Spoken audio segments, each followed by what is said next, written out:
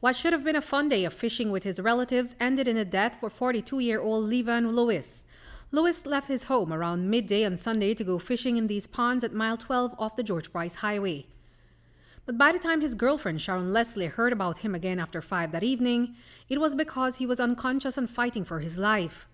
Leslie says that she has heard different versions of what happened near the ponds that evening, and she doesn't know what to believe. After 5 is when I heard that they're rushing him down and he's not responding. At that point, I heard that he was punched out of a truck. I also heard that he fell out of a truck. I heard that he hit somebody and they punched him and hit his head on the bumper and passed out. But and they rushed him down. Lewis's mother, Marie Lewis, is holding on to the version that it was a fight between two relatives, her son and another cousin who were drinking. They were all drinking and things, but and this young man by himself, his own cousin, well, he gone and he take up dinner for the children there, and the children gone and they eat, and then he gone and tell the young man something, and then the young man, I don't know if he hit the young man or what, but the young man hit him directly to the temple.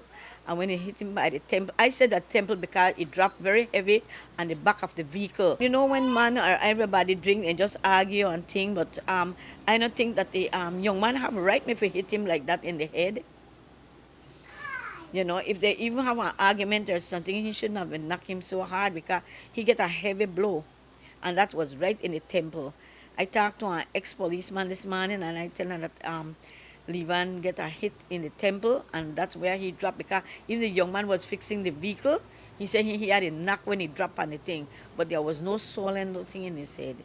Everything was okay. Police are also going with that version. They stated that they were having a fishing party somewhere between 12 and 13 miles on the Philip Golson Highway when an argument ensued between the deceased and another family member, where one of the family members punched Mr. Levan Lewis, causing him to lose balance and hit his head on the bumper of a vehicle that was parked whilst they were at the pond fishing. But it is still tough for Leslie to reconcile with what happened. She says that while the men were relatives and got along for the most part, there is a history of feud between the two families. Do you know if he and any of those persons who were back there, did they have like a history of violence, a history of problems, dispute? Did he have any? I wouldn't say, because they're all cousins, they're all related, but I know they have, from what I've known, they have a tension within that group of the family with them. With I'm going to say it outright, the Fabers and the Lewis. I know they have a ongoing thing, but yet they remain talking to each other and stuff. The crowd that he was with, he normally don't go with them. So I imagine you were very surprised to hear that this happened. Because at the end of the day, they're all cousins. Everybody that was there is related. And from what I'm understanding, it seems like he's the only one that was drunk.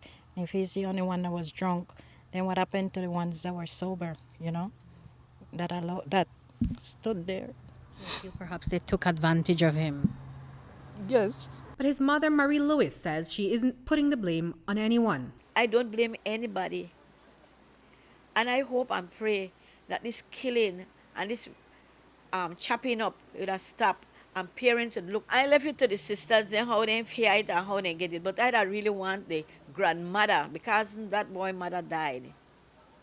I don't want the grandmother come and talk to me, and I don't want the little boy come and sit down and talk to me and call me Aunt Marie.